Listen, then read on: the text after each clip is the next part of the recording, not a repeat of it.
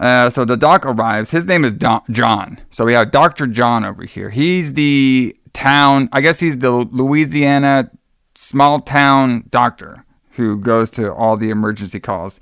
And and you know what his, they call him all the way over here to check on his painter. Yeah. And you know what he says? He looks at him like, take him somewhere else. Yes. He's like, oh, fuck, this guy needs a hospital. Well, fuck, John. Thanks for coming over.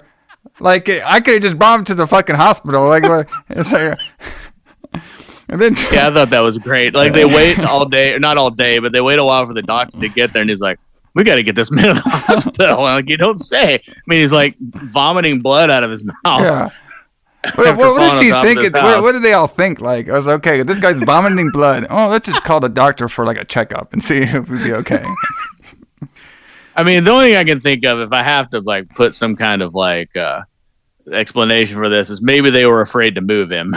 But you would think no, they moved him inside, didn't they? They moved him inside. So why didn't they just put him in a car and drive him to the hospital? Because fuck him. That's why. You got to finish up his paint job. All right. I'm not paying you by the hour, asshole. This is 1981. You don't get no labor rights.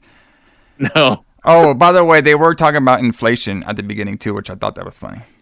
Yeah, well, yeah, because it kind of coincides with what's happening now. Yes. I mean, because they talk about double-digit inflation, which we're not quite there yet, but yeah, but inflation was a huge problem in 1981, just like it is now.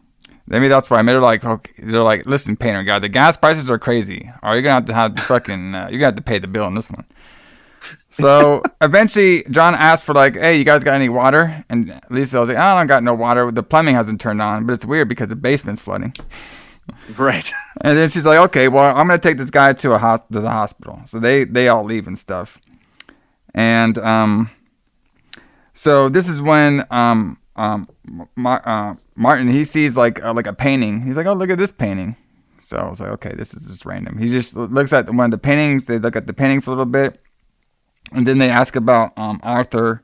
And then they also about, I hope the painter guy is going to be okay. And then the phone rings. And they're like, it's like, I didn't know you scored any kind of this clientele. And she's like, maybe it's Arthur.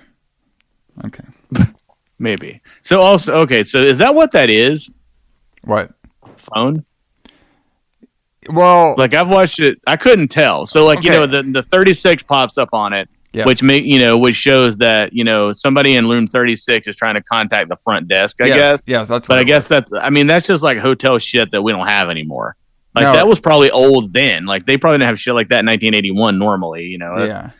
But yeah, I have no idea. I've never seen anything like that. But I was trying to figure out what the fuck that was. But I got from the context of the movie what it was supposed to be. But it was just weird. Yes. And they were also talking about Joe the plumber. He's coming soon too.